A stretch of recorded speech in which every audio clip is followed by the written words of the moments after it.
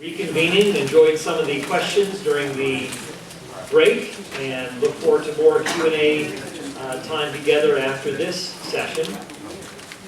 As I mentioned before, the Armenian genocide. We also talked about, mentioned what's happening in Ukraine earlier, and now we come to a topic that brings us to our own day, our own way of thinking about warfare, injustice. How do we address issues of military force or even police force in a, as Christians? Didn't he say turn the other cheek? Did he say don't resist the one who is evil? Well, how can we justify taking, for example, the right to bear arms? Is that something that is it's not in the Bible? Is there some sort of a right that we have, maybe from God, to do that? Or is there a place for the Christian to serve as a police officer, serving in the army? There are many Christians who would say, no, that's a contradiction in terms. I was at a conference in Nashville, the Evangelical Philosophical Society meeting, and Richard Hayes and Keith Pavlicek were on a panel, in a panel discussion. And Richard Hayes is a noted New Testament scholar, very influential, wrote a book called The Moral Vision of the New Testament. And Richard Hayes teaches at Duke University, and he said that people who engage in recruiting military, if you're a Christian, you're a military recruiter, he said that is tantamount to being a part of an organization called Pimps for Jesus. So just, if you engage in recruiting people to serve in the army, it's like you're recruiting people to become prostitutes, in the name of Jesus. Now, is that really the view that the New Testament takes of things? Well, let's take a look.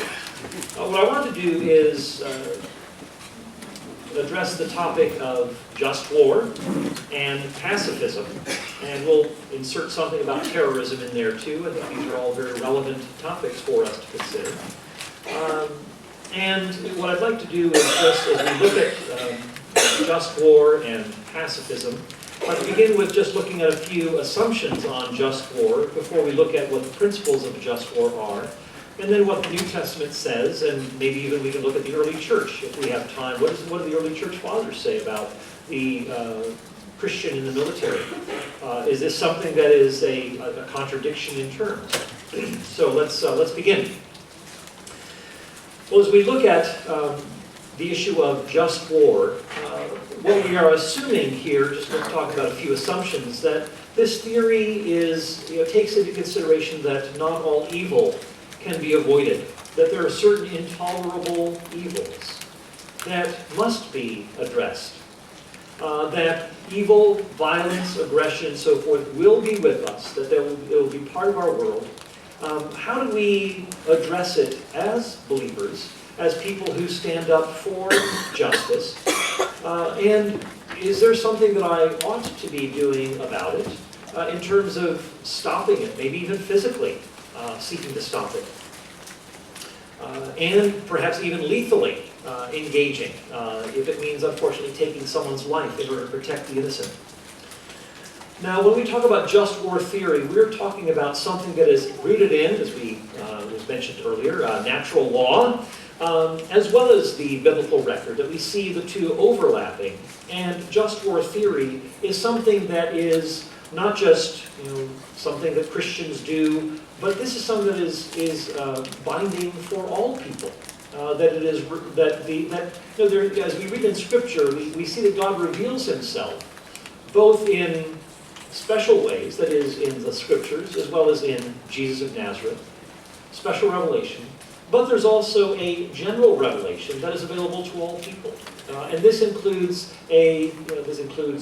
rationality, it includes the conscience that we have, it includes human experience and so on. That these are part of the fabric of how God has made us. We are made in His image, and we can reflect on these things, and we can detect injustice, and we can stand up for injustice, stand up against injustice, even though we aren't Christians, because we've been made in the image of God. So the issue is not whether just a Christian can fight, but it's whether any person can fight. So we're talking about generalities here, not simply what is restricted to Christians to do. Also, just war theory doesn't try to justify war. We're not talking about warmongering here. We're not trying to talk about pulling the trigger as as quickly as possible. There are principled ways of going about things diplomatically, using war as a last resort rather than the first course of action. So again, this is part of just war thinking, and a lot of times it gets distorted. People thinking that just war seeks justification for any kind of military engagement. Also, just war theory does assume the right that private citizens don't have the right to use military force on their own. Now, I think that the right to bear arms is something that is appropriate. It does have the effect of deterring crime. That if you read Thomas Sowell's book, Intellectuals in Society, wherever you see stiff gun control laws, there you see more crime typically taking place, where you have people who are able to protect themselves go down. There is a correlation, but I'm not going to get into that here. And again, I know this can be a politically charged issue, but again, statistically speaking, I think there's a fair case that can be made. Obligation, that this is what we ought to do, and so people will be involved in, I think sometimes negotiations beyond what is warranted.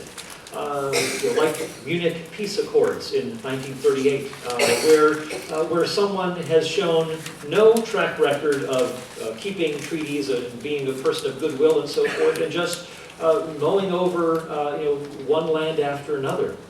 Again, we need to be alert to the kind of people we are negotiating with.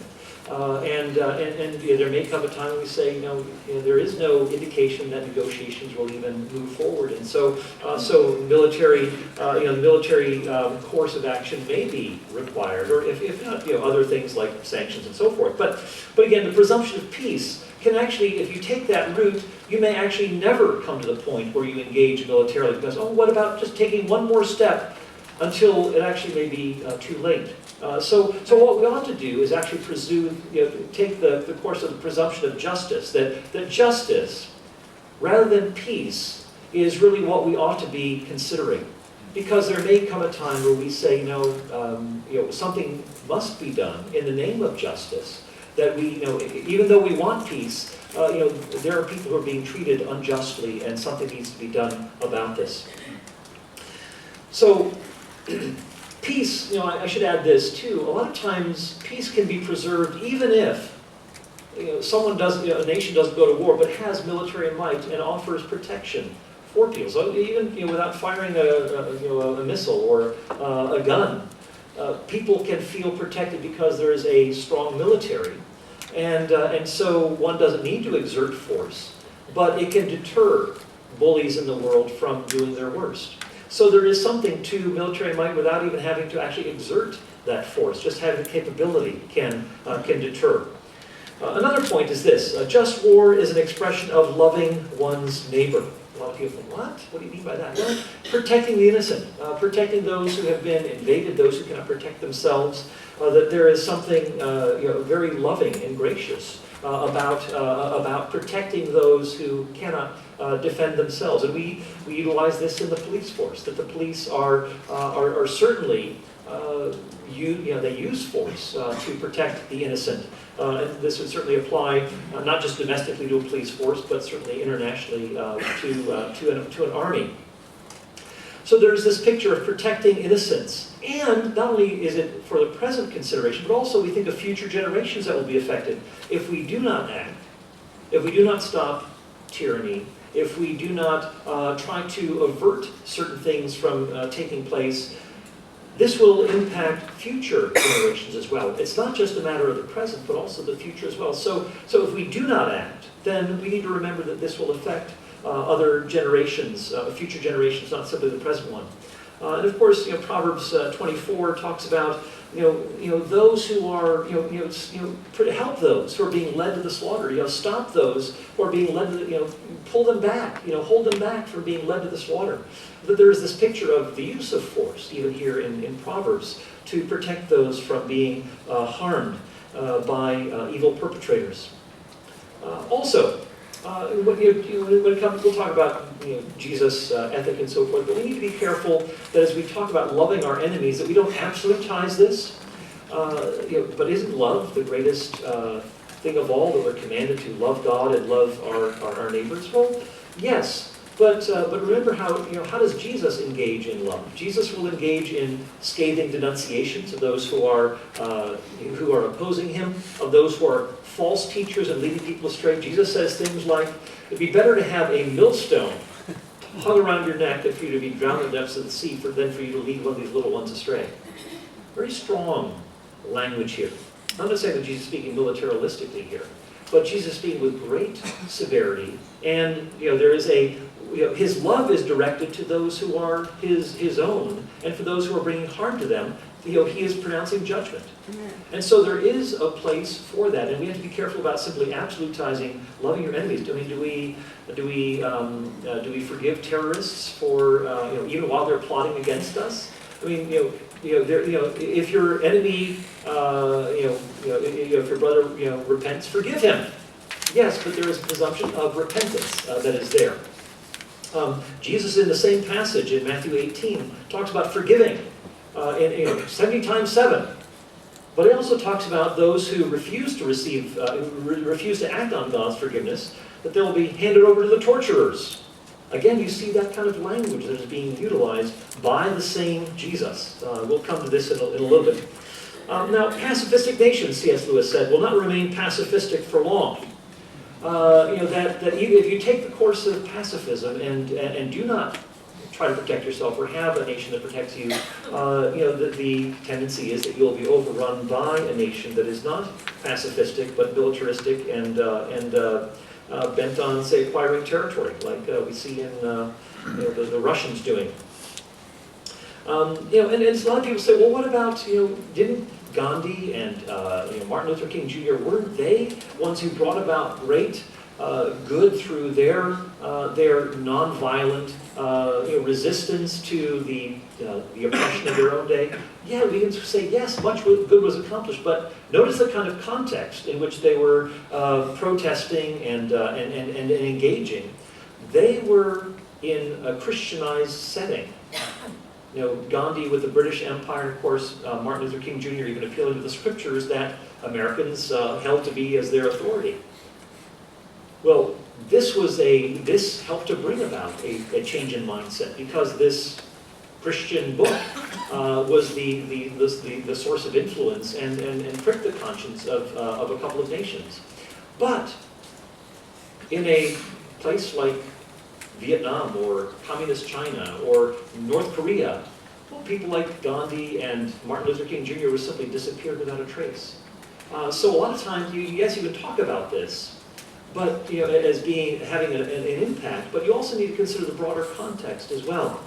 So I think it's helpful to bring that into the equation. Now, some people say, well, look, there's some just, what are called just wars, like maybe the Second World War or something like that. There's certain things that were done that were wrong. I mean, my great aunt and great uncle were in Dresden, Germany when it was bombed. It was again a ruthless bombing campaign. I don't think it was justified. I know the arguments for it, but I think that was really going over the top. But just because there are missteps in, by the way, my relatives came over from, my mom's from Latvia, my great aunts and great uncle were from Lithuania, from communist Lithuania, and so they actually were trying to get away from the Soviets. And had come to Germany, which was the lesser of two evils.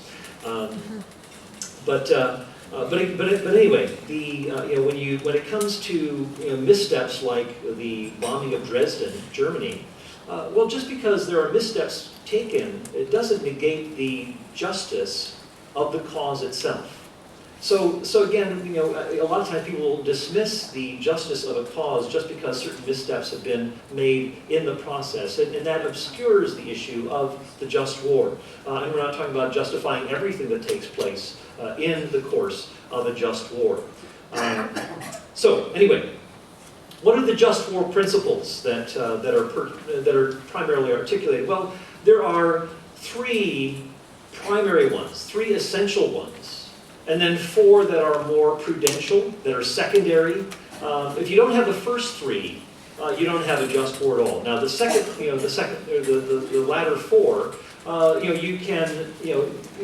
these will be somewhat variable, and we'll talk about that in a bit. But I just want to put that in perspective. It's not as though all of these are to be treated equally. And again, just war theoreticians, just warriors, as sometimes are called, we'll highlight the first three as essential. So the first is just cause, that all unprovoked aggression is to be condemned. And again, it's not a matter of hatred of a nation, but it's simply a matter of justice that should be motivating this. And we can talk about, well, aren't you going to be engaged in hatred if you are, fighting against someone? Well, C.S. Lewis said, he said he could imagine that if, he and, I think maybe he was talking about himself, or just, I could imagine a soldier fighting for the Allies and a soldier fighting for Germany. They happen to kill one another, and they see one another in a post-mortem state, that they can kind of laugh about it and not, have taken anything personally. It's just a matter of standing up for, they were standing up for, on two sides of the issue, but it wasn't as though there was personal animosity between them. So anyway, but we can talk about this a little bit later.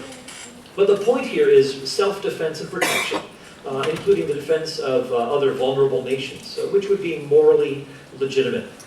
And of course, as I point out here, that if this first criterion alone were taken seriously, that would eliminate all war and aggression.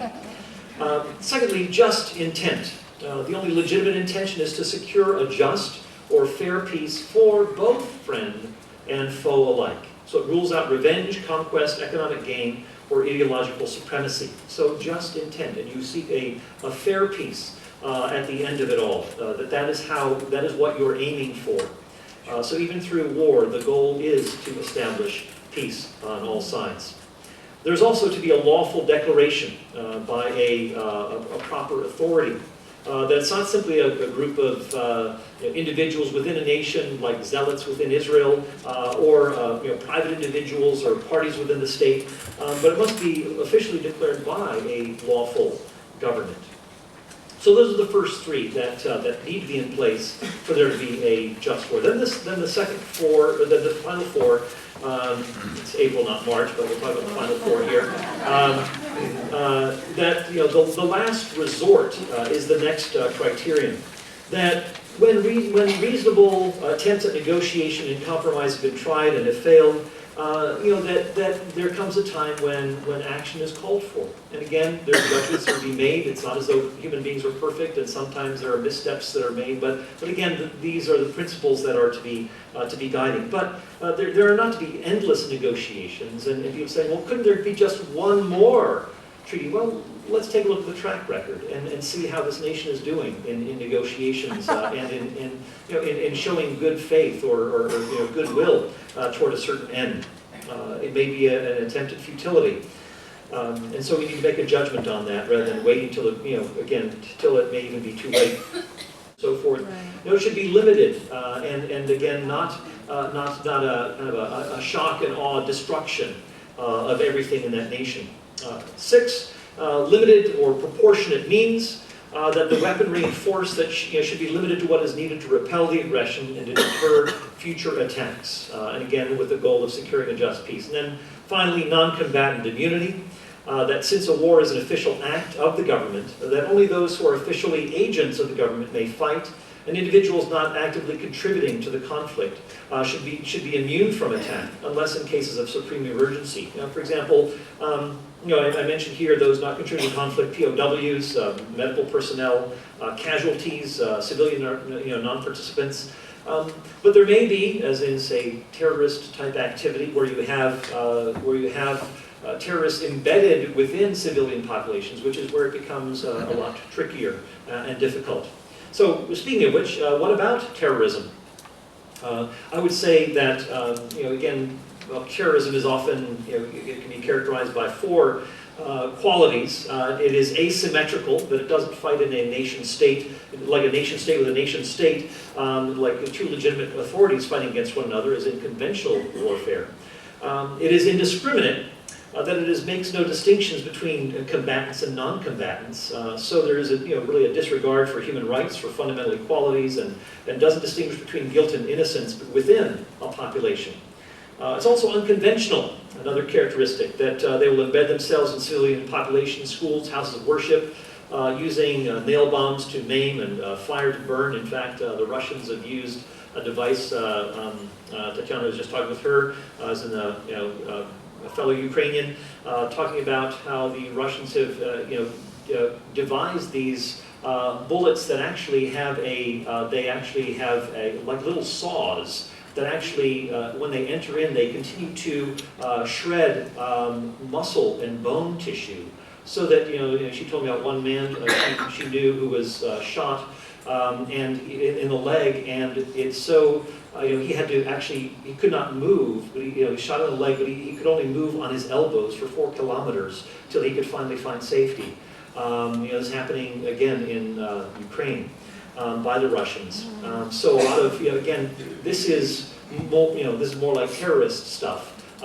Seeking to maim, seeking to bring about that kind of, incapacity that is again just so dreadful. It is also terrorism is also destabilizing.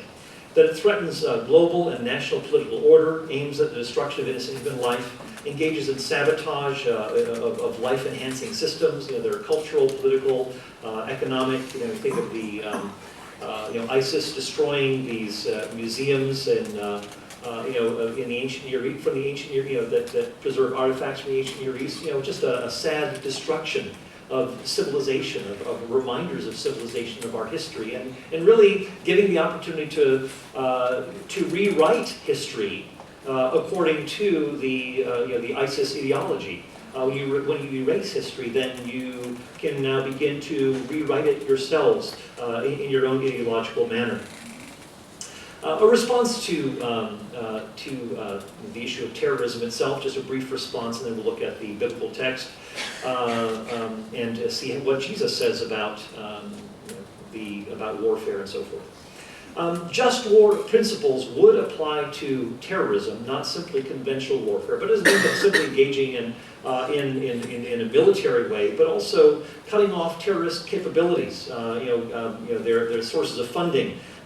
Gathering and sharing intelligence about individual terrorists and so forth, bringing them to justice. Those are all part of the bigger picture. So it's not just a militaristic response, but there is more to be said about it in terms of strategy and undermining the potential funding and other resources that enable them to flourish in their own negative way. Secondly, I think there is something to Samuel Huntington of Harvard, his mention of the clash of civilizations. Now, it's a politically incorrect thing to say that, but I do think that it is important for us to understand the worldview from which much of our terrorism today springs. That Muhammad himself said that in his farewell speech that Allah has commanded me to fight until all men say there is no God but Allah.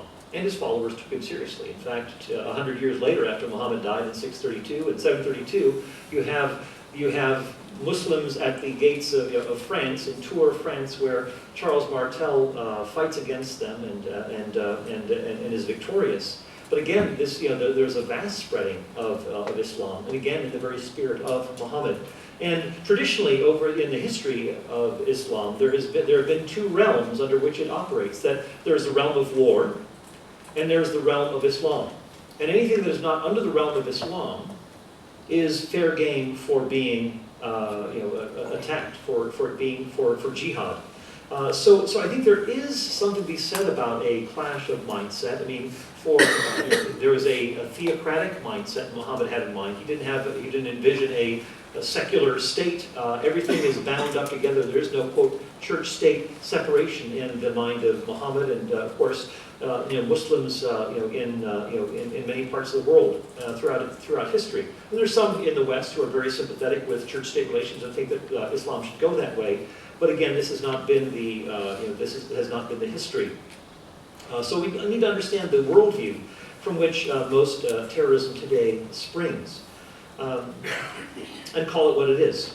Thirdly, we should choose between false alternatives of pursuing just peacemaking and also the use of force. There is that just peacemaking is important, that we build bridges, that we break down barriers of misunderstanding. This is very important. I mean, I went to a mosque for a couple of years, and it was a very good opportunity for me to get to know Muslims, for me to hear their stories. It's a great way to learn your own Christian theology. Start talking with Muslims. It's a very, very good mind sharpening and spirit deepening experience. But there's also the call for us to engage in doing justice and protecting the innocent. So yes, we ought to build bridges, minimize misunderstandings and so forth, but also it doesn't mean ignoring protecting those who cannot protect themselves.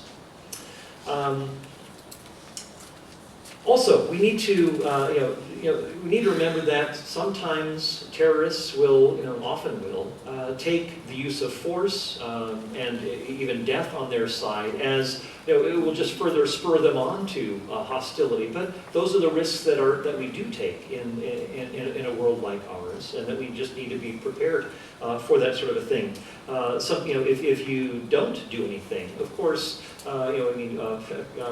Winston Churchill said about, he defined appeasement as continuing to feed the crocodile and hope that it eats you last. And a lot of times when we deal with terrorism, that's really how many people are operating. Just appease them, and hope, maybe at the end they'll get us. But in the meantime, we can, stave them off.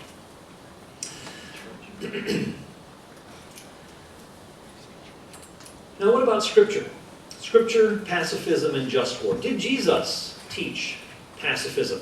Well, Jesus does say turn the other cheek in Matthew 5:39, but is he speaking about non-violence here? Well, turning the other cheek is not referring to allowing people to just pummel you physically, violently, forcefully, but it's actually an act of insult. Whether it's with the back of the hand, someone strikes you on your right cheek, assuming the person is right-handed, he'll hit you with the back of his hand, or just a hitting on the cheek, is intended to shame someone. It's intended to insult someone. So Lamentations 3:30 says that, let him give his cheeks to the smiters and be filled with insults. Very interesting.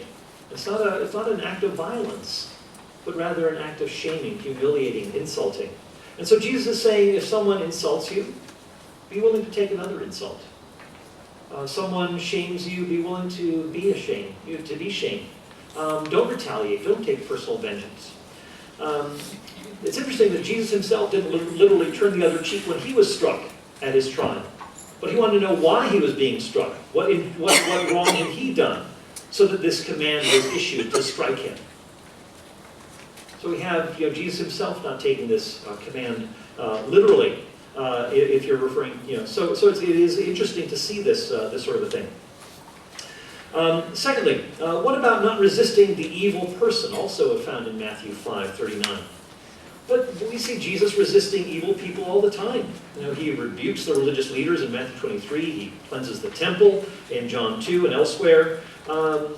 Now, a lot of translators recognize that as we see the New Testament's usage referring back to the Sermon on the Mount, and that the way that it is used can actually inform us to another way of translating it. In fact, there's a legitimate way of translating it. Rather than not resisting the evil person, it's don't resist by evil means. It could be translated that way. In fact, that is how Paul uses it in Romans chapter 12, where he's reflecting on some of the things that Jesus says in the Sermon on the Mount, of not returning evil for evil, or not being overcome by evil, but overcoming evil with good.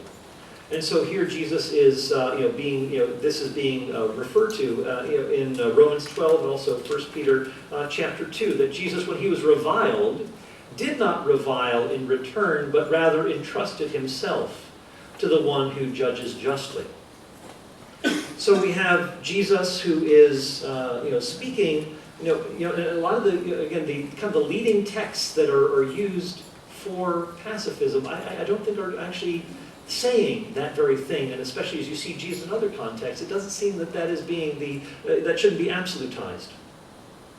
Also, we come across some interesting texts by in the Gospels. For example, the disciples have 2 swords, and Jesus says, "It is enough." And we just well, what is it's an obscure text, but I do wonder, what are the disciples doing with swords anyway? Here they are following Jesus, and they're carrying swords. I mean, what's the deal? I think it raises something interesting. Jesus saying, of course he resists Peter when he cuts off the ear of Malchus in the garden, and he gives this kind of he told Peter about that already. But it's interesting, Jesus in Luke 14, kind of matter-of-factly, just mentions this king counting the cost before going to war. Now, if warfare is intrinsically immoral, why is Jesus using this kind of language to speak matter-of-factly of a king? He's going to count the cost. He's going to see how many military men he has before he engages in combat. It's common sense. He's not saying, if a prostitute wants to start a business, she's going to first check out, what her options are and advertising and so forth. She's going to count the cost before. No, she's not. Jesus isn't doing that. I think that would be what Richard Hayes would think. That would, that would fit. But again, we don't see that sort of parallel language being used. I think something that's very telling also is the very. That Jesus' own rejection of the militant nationalistic zealot option. John Howard Yoder talked about this. That there are these zealots who want to fight against Rome. Again, it's not it's kind of these small bands of people who want to try to overthrow Rome. But here, even if he rejects this, this attempt, that itself is not an argument against the possibility of engaging in a just war. So anyway, we'll talk a little bit more about the New Testament in a moment, but let me just say one more thing here, that not all killing, as I said before, is included, including in war, is inspired by hatred or anger, that there are higher goals that people have in mind, either protecting their nation, or love of comrades, or family. And there's a book by a philosopher at Oxford University. His name is Nigel Biggar, Biggar, and it's called In Defense of War, published by Oxford University Press. And he talks about just war and love of neighbor. And it does an excellent job of unpacking this. So I just refer you to that book, In Defense of War, if you want to read more about this. Let's look at a few more texts here from the rest of the New Testament. It's important that we look not just at what Jesus is saying, but also what other New Testament texts are saying. A lot of times people will just appeal to Jesus and stop there, and they won't see, well, what does the rest of the New Testament actually say? Acts 23. Paul appeals, after he knows his life is under threat, he appeals to the Roman military to protect him. His nephew comes in, he's in Roman custody, he hears about this plot in his life, he says, "You tell the commanding officer what you just told me." And so the commanding officer marshals this vast array of troops to protect Paul as he's escorted up to Caesarea Philippi. Well, so he is going up, or Caesarea, so he is going up to this place under Roman protection, and Paul is expecting this commander to do what he is supposed to do, that he is duty-bound by God to protect those who are innocent. And if there had been a mob that came to attack and, we want Paul, well, Paul would not have flinched if these people had been killed, in trying to attack. And that's what the government is supposed to do, to protect innocent citizens from these, those who are intent on doing these evil things. Paul also later as he is on trial, said that if he's being tried as a wrongdoer, he says, if I've done anything worthy of death. I'm not afraid to die. So Paul seems to implicitly acknowledge that there are some things that could be done that are